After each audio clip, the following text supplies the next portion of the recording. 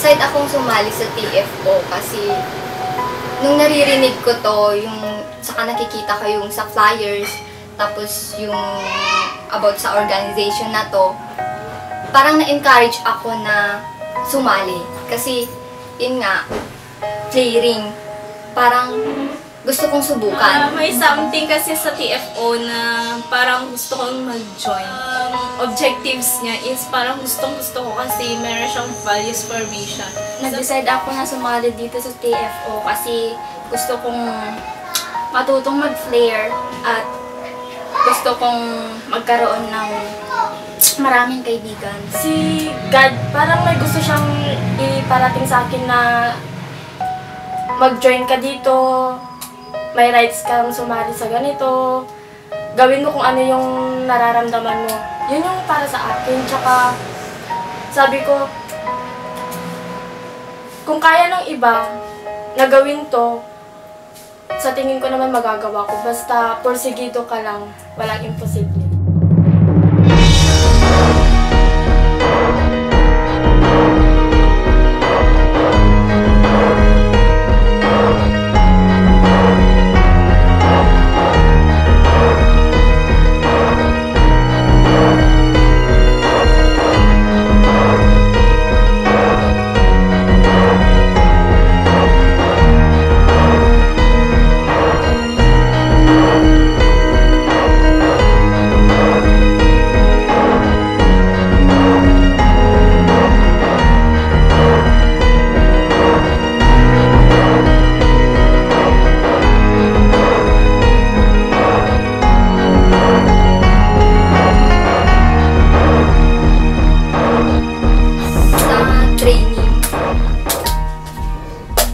Pala madali.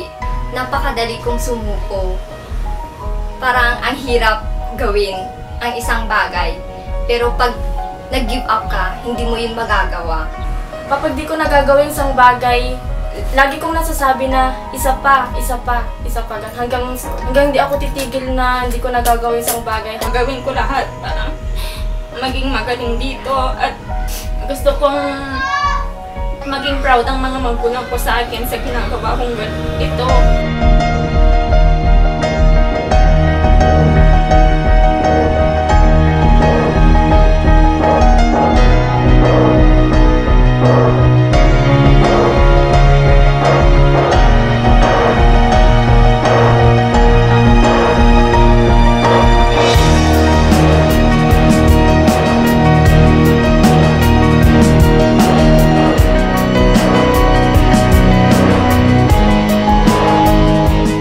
Palapit ako kay Giral because of TFO, because of the values formation. Tapos dun ko na parang si God nag-work na sa buhay ko.